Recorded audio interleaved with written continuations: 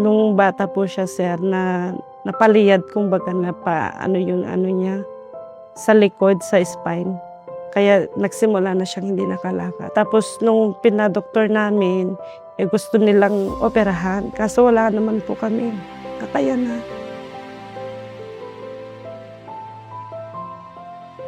Kana siya na nitaas iyang sugar ba niya, nabiti siya sa nasamad gamay niya may dako, hantod. Ang kinahanglan nga maputlan gud siya sa tiil. Tempo, bregat kami sir, preso. Uno na siya, hindi niya lang ako trabaho.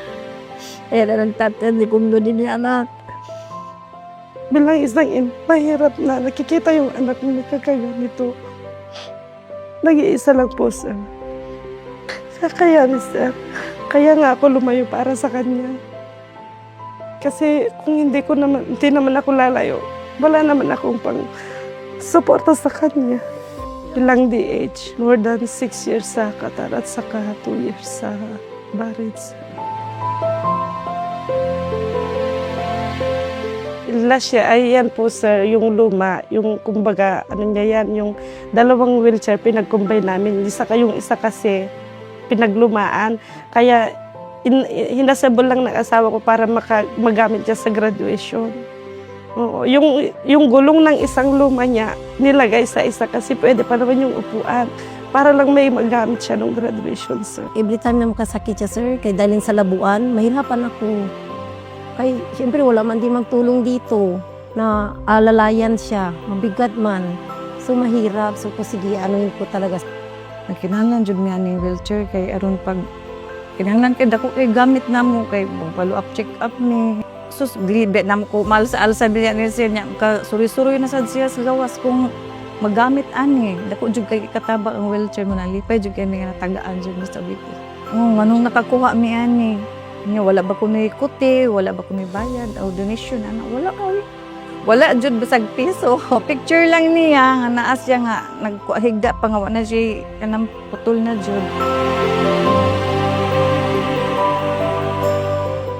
Maraming salamat po sa inyo na nabigyan po siya ng pagkakataon na mabigyan siya ng bagong wheelchair para naman may magamit siya kung may gusto siyang pupuntahan at makakalabas siya.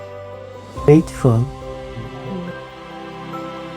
Ay daghang salamat sa OBP kanang dako kay mga katabang namo sa amo ang wheelchair. Muchas gracias a sir. Kaya dali na ayuda ustedes conmigo. Muchas pwede kami na sir. Maraming salamat talaga sa inyo. Sa tulong sa nanay ko ngayon may wheelchair na. Maraming salamat sa tanggapan ng BP po. Wala talaga kami may kundi dasal lang para sa inyo na marami pa talaga blessing sa inyo, sir. Masaya at saka ano talaga kayo, matyaga. Sa kalayo-layo ng lugar namin nakarating talaga kayo. Maraming salamat. Wala na ako ibang masabi. Thank you.